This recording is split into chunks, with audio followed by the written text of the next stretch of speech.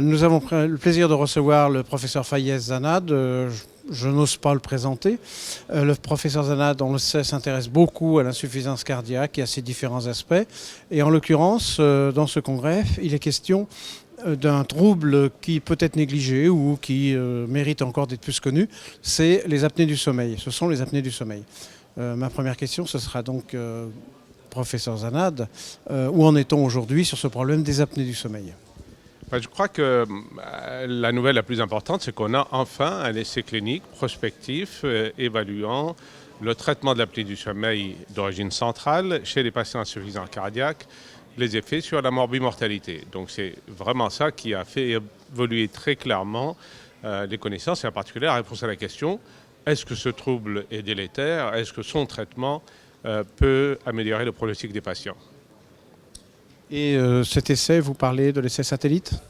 Alors, c'est l'essai ResMed, la société ResMed, qui s'appelle SERVE-HF et qui a eu comme objectif de comparer la ventilation auto-asservie qui était connue par beaucoup d'entre nous sous le nom de CPAP, sauf que c'est une ventilation justement plus sophistiquée que la CPAP simple. C'est de la ventilation pour traiter ce symptôme, enfin cette maladie, l'apnée du sommeil, et de façon beaucoup plus large, les troubles ventilateurs du sommeil. Donc globalement, avant d'en arriver au résultat, tout était excellent pour lancer cette étude, parce qu'on avait tous les ingrédients en termes d'hypothèses physiopathologiques, d'hypothèses thérapeutiques, pour dire c'est une très bonne question. En effet, pour commencer, il y a d'abord l'observation que les troubles ventilateurs du sommeil sont associés à un très mauvais pronostic chez les insuffisants cardiaques. La deuxième observation, c'est qu'il y a une condition très prévalente et qui augmente, dont la fréquence augmente parallèlement à la fréquence à la gravité de la maladie. Quand vous dites très prévalente, c'est de l'ordre de combien à peu près ? C'est de l'ordre de 40, 50, 60% en fonction justement de la façon dont on relève l'information et des registres. Donc c'est absolument pas marginal et la fréquence augmente avec la gravité de la maladie. Là, on est dans le domaine de l'insuffisance cardiaque et dysfonction systolique. Et je ne parlerai que de ça aujourd'hui. La dysfonction cardiaque systolique, donc le fait d'observation que je viens de rapporter, la fréquence, l'association mauvais pronostic, et des études physiopathologiques qui montrent en effet que ces troubles ventilateurs du sommeil, une pathologie très large qui comprend effectivement les apnées centrales. Il y a un peu d'apnée obstructive chez l'insuffisance cardiaque, mais c'est surtout l'apnée centrale qui est délétère et qui est fréquente. Mais il y a aussi la respiration de Cheyne-Stokes. La respiration de Cheyne-Stokes, que les cardiologues connaissent très bien, dont la fréquence et la gravité s'associent aussi avec les apnées centrales du sommeil. Donc, premier argument de fréquence, de gravité. Deuxième argument, association effectivement au remodelage. Et aussi avec la preuve inverse, c'est-à-dire quand on traite l'apnée du sommeil, on améliore la fraction d'éjection ventriculaire gauche. Petite série, mais assez convaincante pour dire peut-être qu'on peut aussi améliorer le pronostic. Il y a eu d'autres études qui ont précédé l'étude SERVE-HF avec la ventilation par CPAP beaucoup plus classique et qui ont montré que ça ne marchait pas très bien. C'est une petite étude qui manquait de puissance, mais surtout qui a montré effectivement que les malades n'utilisaient pas très bien leur machine parce que c'est contraignant. C'est un masque ou des tubes nasaux avec lesquels les malades doivent dormir. Donc il y a un travail d'éducation, d'adhésion, de compliance. Et lorsqu'on analyse les résultats de cette première étude chez les patients qui ont bien suivi leur traitement, qui ont supporté les machines et qui ont eu leur correction de troubles ventilatoires, c'est-à-dire les index apnée-hypopnée ont diminué, on observe effectivement que ceux-là ont un meilleur pronostic. Donc là, on a tous les ingrédients.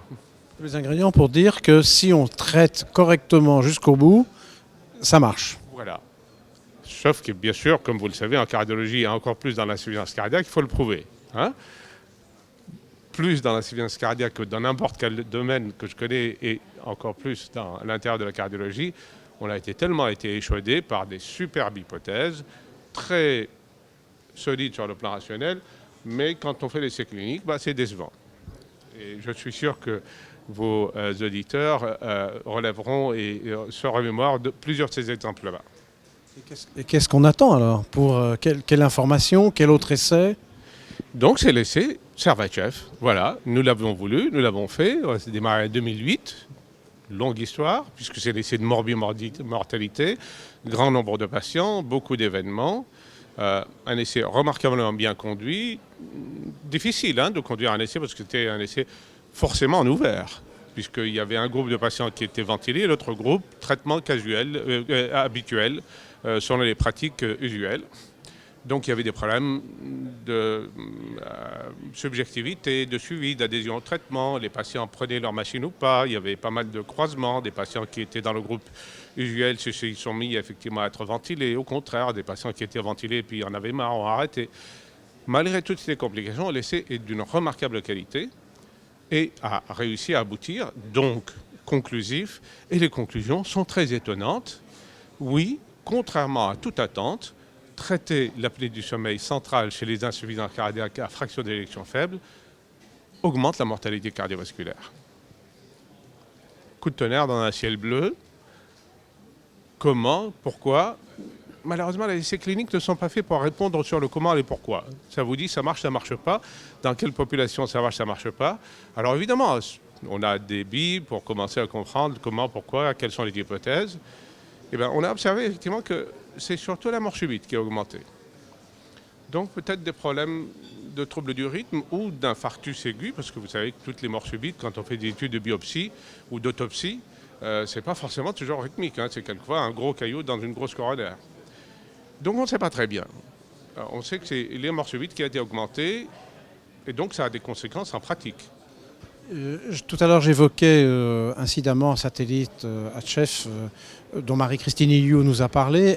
Comment ça s'intègre par rapport à Servachev? Alors, une étude négative, et pas seulement négative, mais qui aggrave la situation, forcément, toutes les autres études doivent être sous le radar.